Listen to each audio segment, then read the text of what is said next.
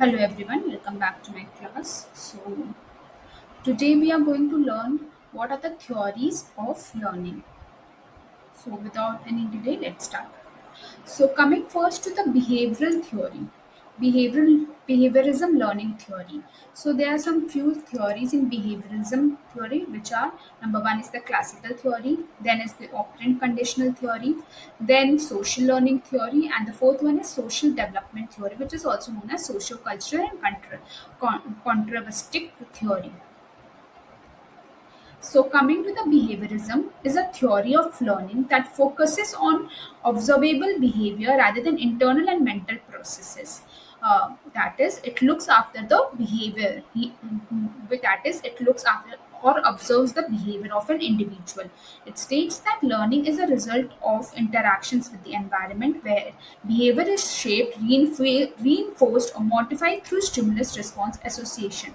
According to the behaviorism learning theory, the learning is determined or learning happens due to the interaction with the environment. That is, when you see others behaving in a certain way, you learn in a particular behavior. You learn that particular behavior, you learn that particular experience, and then perform in a similar manner. That is known as behaviorism theory. So, first coming to the classical conditioning theory, which was given by Ivan Pavlov. So, what happens once Pavlov performed an experiment with his dog? So what he used to do first, he used to before providing any conditioning, he used to bring food in front of his dog. Then what was the response of the dog? He used to salivation. He used to saliva. So seeing the food, dog used to saliva. Now what happens next? What did the owner of the dog did? He used a whistle. Now after presenting the whistle in front of the dog, there he saw no salivation. That is, the dog did not saliva. So what he did, then he performed an experiment, that is after conditioning the dog. That is, he combined both the stimulus, that is the food and the whistle. He used both the stimulus and the dog responded, and the dog's response was salivation. That is, he salived. That is, the combination of both the stimulus has driven a certain response or a certain outcome, which is salivation of the dog.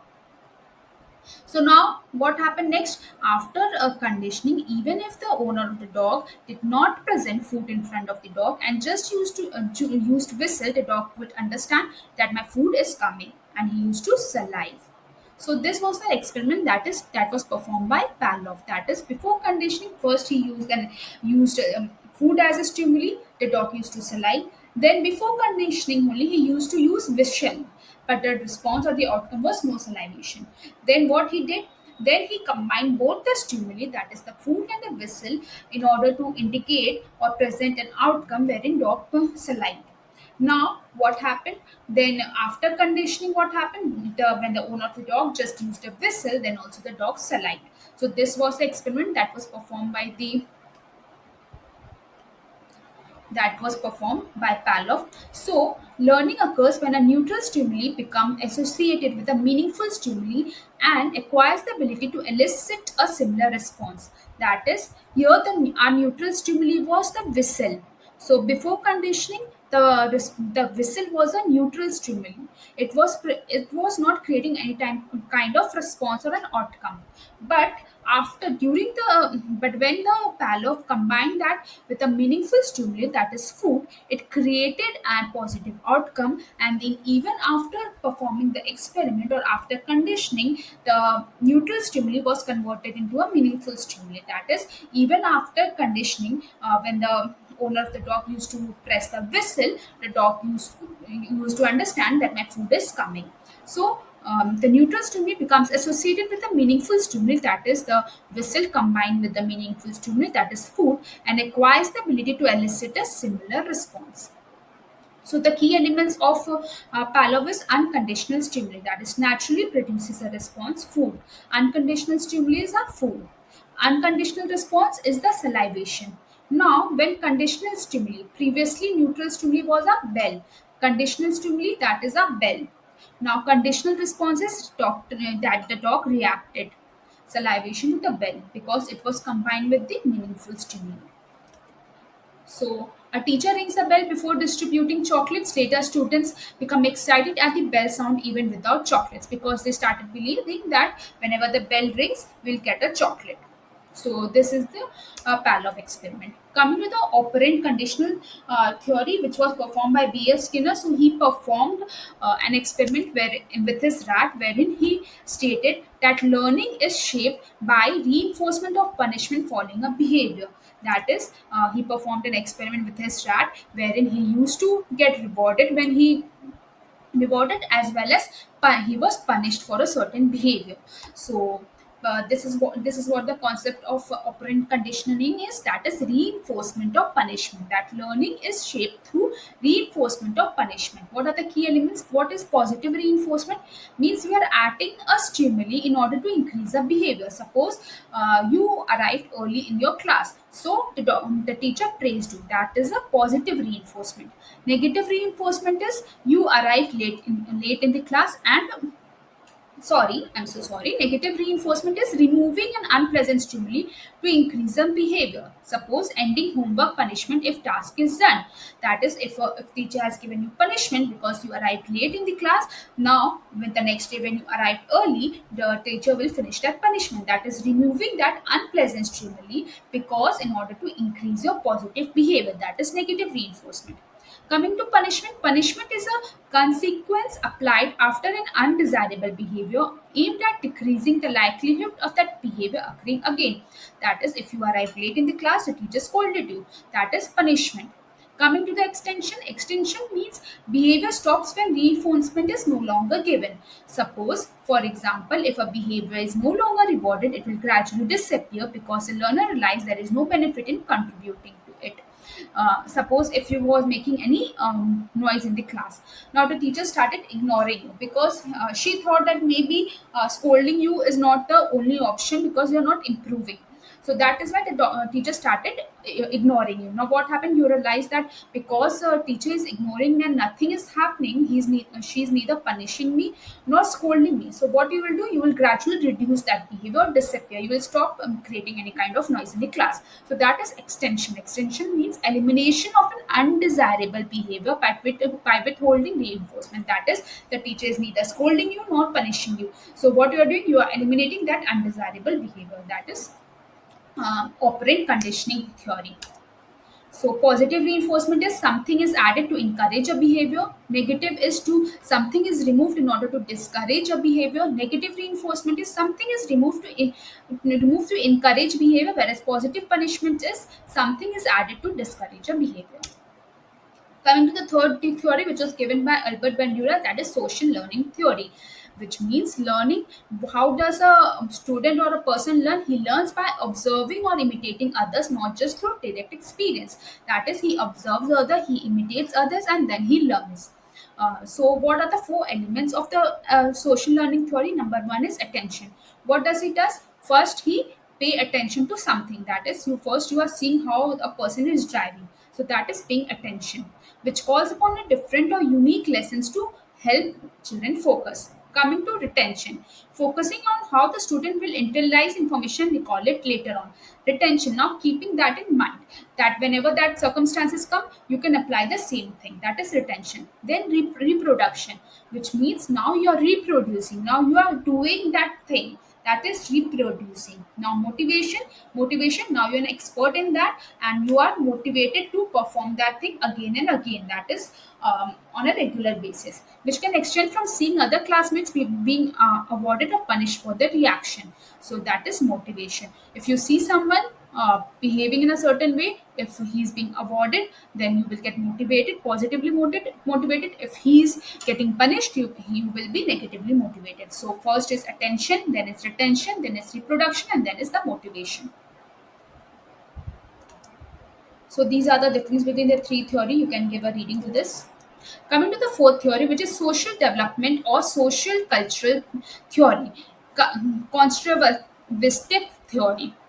So, what is social development theory, which was given by Vygots? So, what he said that learning is based on the foundation of learning and social and cognitive development. That is, through social interaction also. You learn through social interaction and your cognitive development also. According to him, learning take place first between people socially. When you meet people first, then you learn, and then you learn individually. First you learn how by seeing others, and then you learn individually, according to social development theory. The key assumption of social development theory is learning is a social process. That means when a child interacts with his parents, his peers, or in the environment, he learns. Language is the tool of thought. Language is not only a communication tool but also a medium for cognitive development. Talking, listening, and dialogue shapes thinking. Whenever you talk, whenever you speak, whenever you listen, that shapes our thoughts, that shapes our mind. So language is the tool of thoughts. Culture shapes learning. Our beliefs, our attitudes, our values also shapes our learning. Cognitive developments depends on guidance that is more knowledgeable others. We learn from people who knows better than us. So coming to here, the main concepts of social development theories. Number one is more knowledgeable others. That means a person learn from someone who is more skilled or high knowledgeable than him. Suppose, for example, his parents, his teachers, his mentors. Coming to this is the most important zone of proximal development. That is the gap between what a learner can independently do or what he can do with guidance or support. That is, this is a difference between, see, it is a difference between what a learner can do without a teacher and what he can do alone without a teacher, and what he can do with the help of teacher. So this is known as zone of proximal development. That is the three levels: actual development, task learner can perform alone, that is his actual development; potential development, task learner can perform with help, that is with the help of a teacher; and beyond zone of proximal development, task too difficult to perform even with help, that is he cannot even perform with the help of his teacher. So these are the three levels of zone of proximal development. Coming to the third point level is the social interaction. Knowledge is co-constructed during social exchanges and discussion. That is social, wherein he interacts with the environment, environment, his friends, his colleagues. He learns by observing others through group discussions, through collaborative projects, through teacher-students dialogue. These are so social interaction. Coming to the last one, that is scaffolding. Scaffolding means temporary support given by teacher or peers to help learner master new concepts or skills. That is, this the temporary efforts that a teacher puts in a student so that he can learn a certain skill, and then after that point he will stop helping the student, and the student will start performing alone. This is also known as zone of proximal development. So this is a diagram. Now, coming to the law of learning, there are three laws of learning. Number one is the law of effect. That means every action has a reaction. That means if you are performing something good, you will have a positive outcome, and as a positive effect. For example, positive outcome is equal to repeat behavior. If you are performing good, or if there is some positive outcome, you will repeat that behavior. If suppose if you are scoring 90% in exam because of your hard work, now in next semester also you will perform very good. So that is repeat behavior. That is law of effect. Law of exercise means to perform something on a repetitive mode. If you're performing something on a regular basis, that will make you perfect. So law of exercise, to perform something. Encourage repetition to acquire skills. Practice make perfect. Law of readiness. Law of readiness means that you are now ready mentally, physically to learn a certain behavior. That is physical, mental, and emotional state of the learner. Cold room is equal to negative learning experience. That is, if there is a cold room, which signifies you are not ready to accept or learn something. So law of effect means if you are performing something, there is a positive outcome, you will that repeat behavior will be repeated. If there is a negative outcome, behavior will be reduced. Law of exercise, keep on be repeating certain things, certain skills that will make you perfect. Law of readiness means you are ready mentally, physically to learn a certain behavior. So this is law of learning. Coming to the fruits eat, ego, and superego theory, wherein eat signifies that I want to do it now. Eat means I have to do it. That is an ego. Like a children's this is wherein children ask their parents, I have to eat this chocolate, and they start crying. That is ego. I want to eat that chocolate. That is ego. Coming to ego, maybe we can compromise. These are adults' behavior. That is, you understand. Maybe we can. It's okay if you even if you don't perform. So if you want to compromise between eat and super ego, that is you try to compromise. Coming to the super ego, this is the behavior of our parents. That is, it's not the right thing to do. It's not right thing to perform. So you are well aware that doing this behavior can lead to a negative experience or a negative outcome, so you will stop, you will avoid that behavior. So that is super ego. It's not the right thing to do this. You know a difference between what is right and wrong. So that is super ego. Coming to the theory of multiple intelligence. So, theory of multiple intelligence was given by Howard Gardner in 1983. According to him, there are, I suppose, 8 or 9 behaviors. So, number one is naturalistic. Naturalistic means related to nature, understanding living things or reading nature. The second multiple intelligence is musical, that is related to music. The third is bodily kinestic, that is related to your body. Number fourth is logical mathematical, that is quantifying or numbering something. Number five is interpersonal, that means communication between the two people. Intrapersonal, understanding what you are feeling. It's about you. Intra means personal, I. Linguistic, that is related to language. Spatial means spatial, visualizing the world in 3D, that is you are visualizing something in 3D, that is spatial.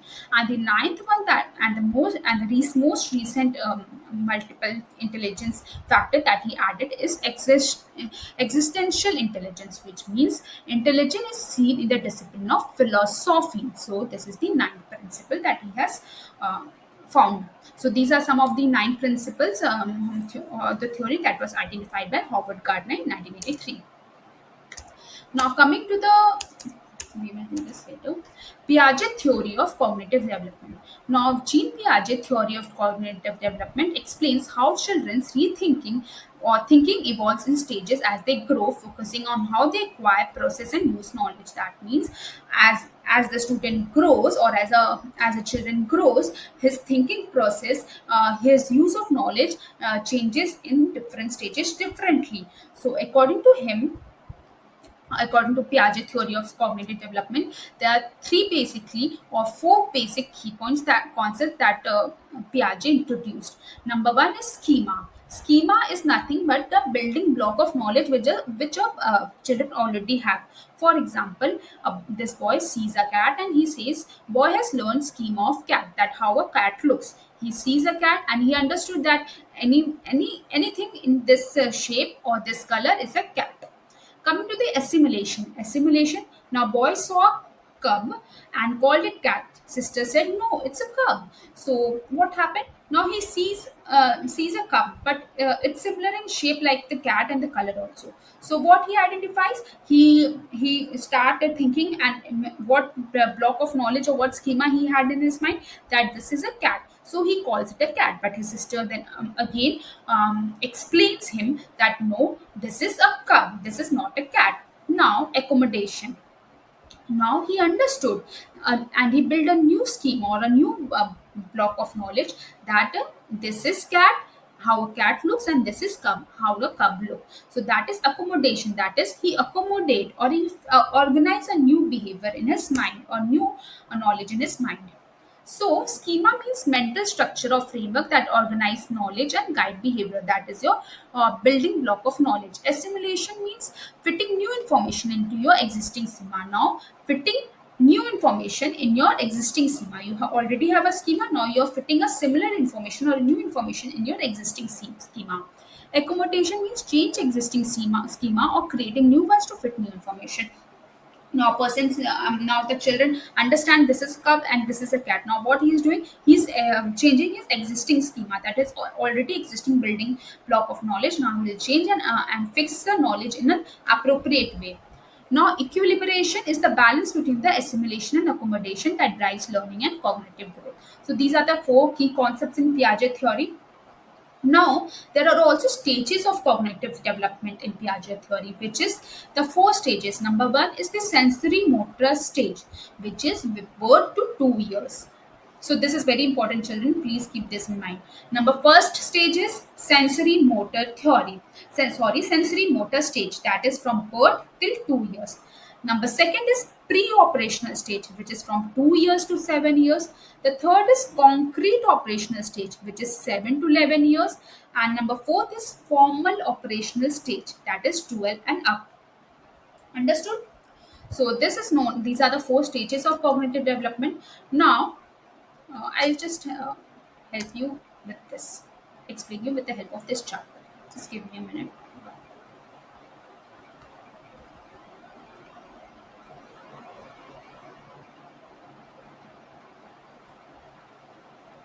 Yeah,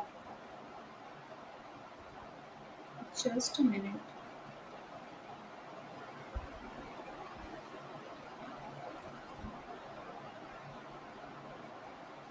Yeah.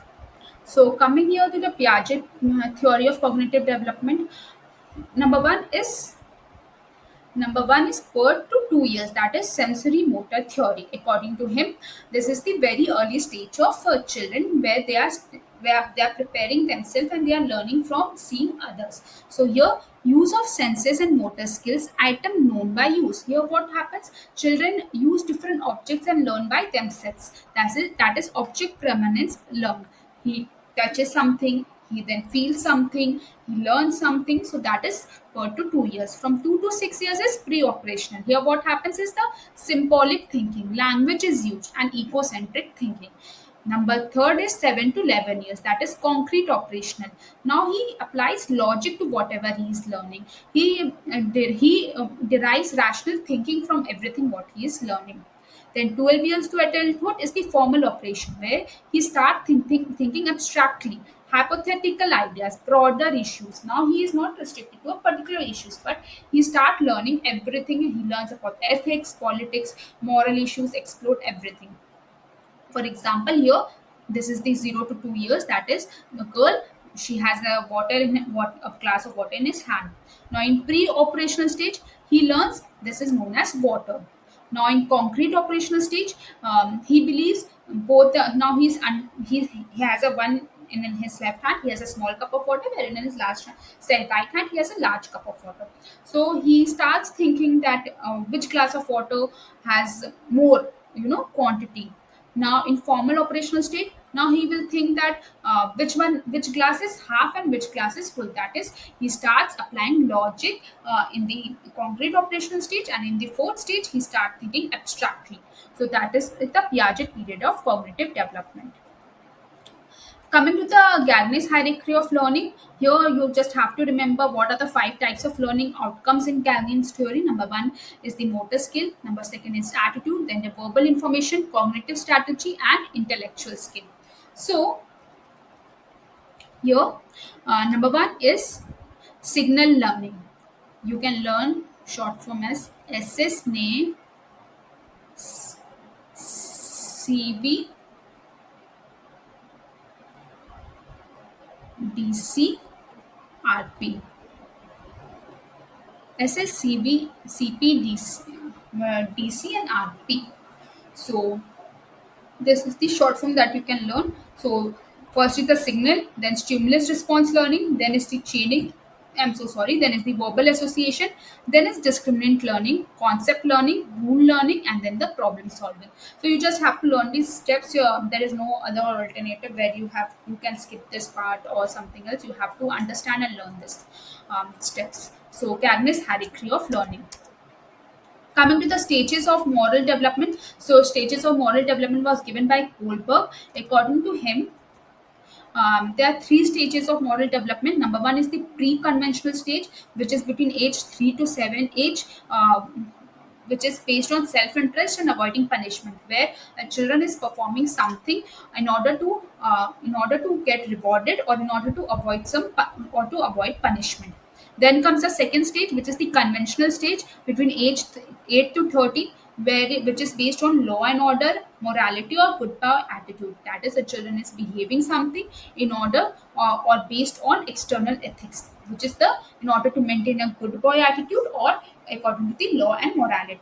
Then the third stage is the post conventional stage, which is the adulthood stage, wherein a person or an adult is performing a certain behavior based on his personal ethics, what he thinks is right, that is based on his principle and social contract. So these are the three stages of moral development. Number one is pre-conventional stage, where a children is behaving a certain way in order to avoid something, that is the punishment or get rewarded.